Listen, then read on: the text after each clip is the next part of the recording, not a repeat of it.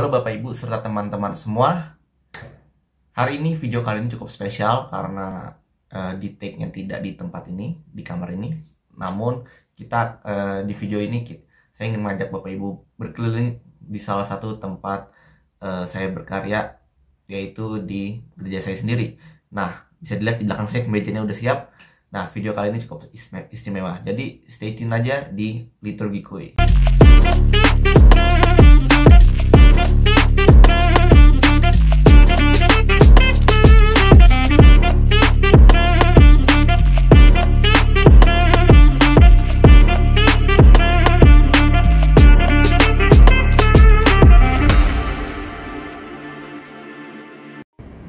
Halo guys, Bapak Ibu serta teman-teman, welcome to my YouTube channel di Liturgi Kuy, membahas liturgi gereja Katolik ala milenial.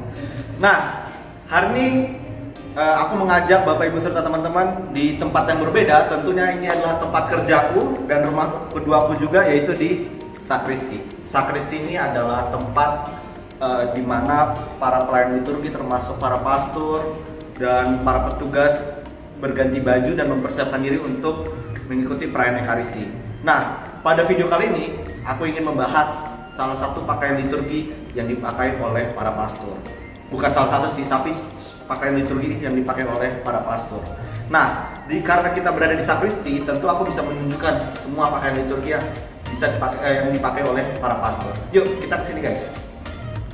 Nah, jadi sedikit intro sebentar ya. Ini adalah sakristi yang tadi udah saya bilang, tempat gantinya para pelayan liturgi. Dan sekarang aku ingin memperlihatkan ini adalah tempat gantinya para pastor. Ini adalah gantungan atau denahnya tempat gantinya para pastor. Nah, kita bisa lihat para pastor atau para romo, baik romo dan lain sebagainya, itu menggunakan alba terlebih dahulu.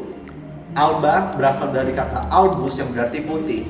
Ini adalah pakaian terdalamnya para pastor. Tidak hanya para pastor, namun para pelayan liturgi juga boleh, baik lektor, mistinar, prodiakon, lalu kalau yang tertabis diakon atau uskup, bahkan paus menggunakan albus atau alba.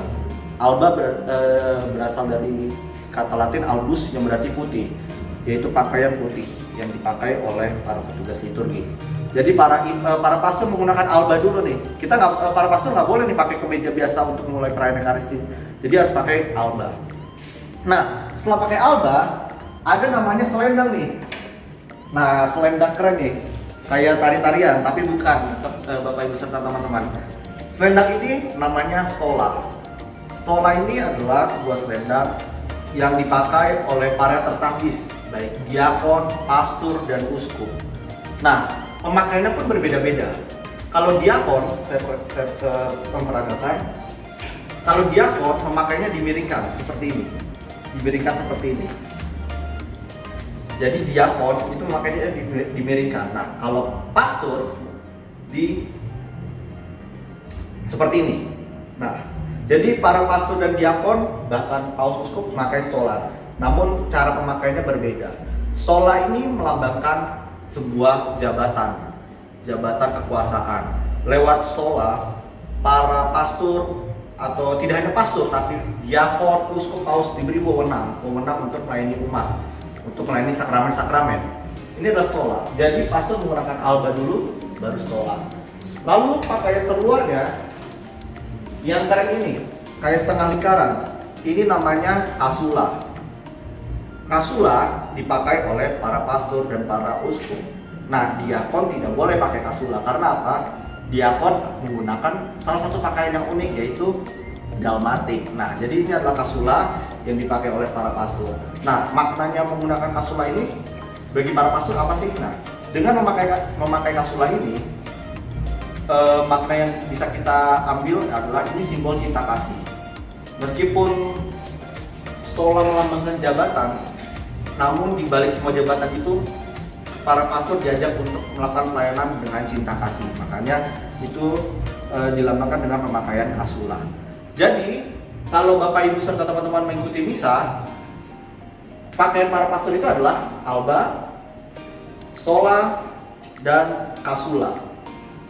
Nah, apakah ada pakaian yang lain? Tentu ada dong. Nah, aku ingin memperlihatkan pakaian yang lainnya. Nah, ini ada semacam mirip alba tapi bukan, yaitu super pli. Nah, super pli ini adalah sebuah pakaian yang digunakan tidak hanya untuk para pastor, namun umat juga boleh, para pelayan liturgi boleh. Salah satunya Miss Dinar ya, putra putri altar, pakai pakaian ini. Nah, super pli ini biasanya dipakai pada saat ibadat-ibadat di luar perayaan Ekaristi, misalkan ibadat baptis, ibadat kematian, ibadat pernikahan tanpa Ekaristi dan lain sebagainya. Super pli boleh dipakai oleh pastor, dan tidak hanya pastor aja, sekali lagi boleh digunakan oleh diakon, para petugas liturgi. Nah, dan sekali lagi super pli hanya dipakai ibadat di luar misa. Nah, setelah itu ada satu pakaian nih. Pakaian ini kayak kerajaan Inggris ya, tapi bukan, teman-teman. Ini adalah pluviale.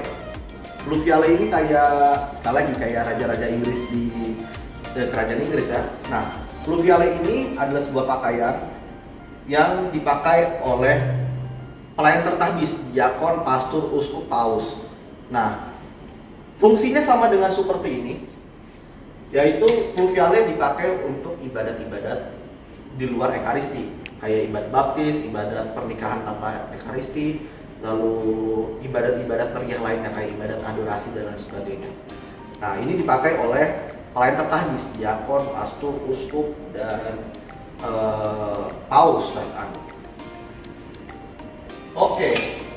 Nah, sebenarnya ada satu pakaian liturgi lagi, Bapak Ibu dan teman-teman, tapi sayangnya pakaian tersebut sedang dipinjamkan, yaitu velum. Bisa lihat di gambar sebelah sini. Nah, velum itu adalah pakaian yang dipakai oleh para pastor, tidak hanya pastor tetapi pelayan tertahbis, pastor, uskup, dan diakon ketika membawa sakramen Maha Kudus. Jadi biasanya velum itu dipakai pada saat adorasi atau berkat sakramen Maha Kudus, atau pada saat Kamis Putih di mana prosesi sakramen Maha Kudus. Itulah velum. Jadi itulah teman-teman sedikit pengenalan mengenai pakaian para pastor atau pakaian para romo. Tentu kadang kita merasa kepo kan, wah ini pakaian pastor itu apa aja sih pada saat misa. Nah, tadi sudah dijelaskan secara simpel, dan semoga bisa membantu Bapak Ibu serta teman-teman untuk semakin mengenal kekayaan liturgi gereja. Salam berkat bagi Bapak Ibu serta teman-teman. Semoga Tuhan memberkati Bapak Ibu, keluarga, dan teman-teman muda. Terima kasih dan berkah dalam.